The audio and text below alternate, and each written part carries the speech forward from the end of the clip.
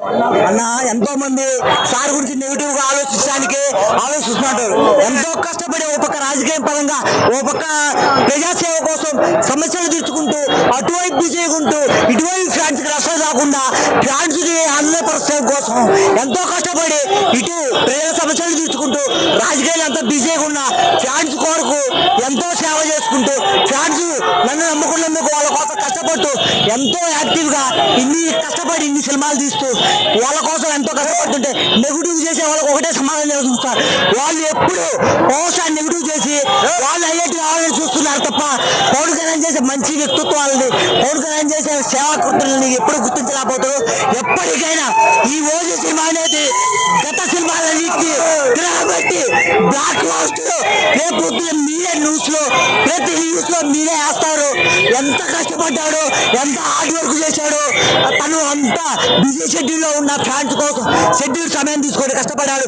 ఈ OG cinema మిగతా సినిమాలన్నింటినీ black buster చేసి తిరుగులేని ఇండస్ట్రీగా చేస్తుంది. గుంటూరు జిల్లాలో బాబు Kalyan Babu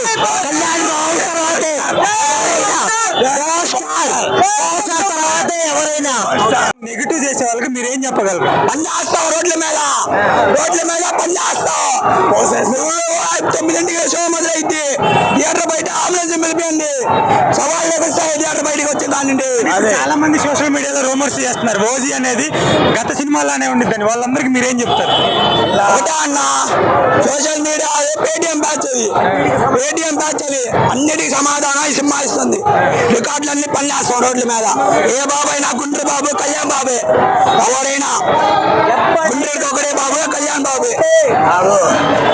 ట్వింకుల్ little star, power star, super star అది అన్న తర్వాత ఏదైనా ఎవడో ఈ సినిమా తప్పన్నాడా వాడికి ఇక చావే. అదే తరపున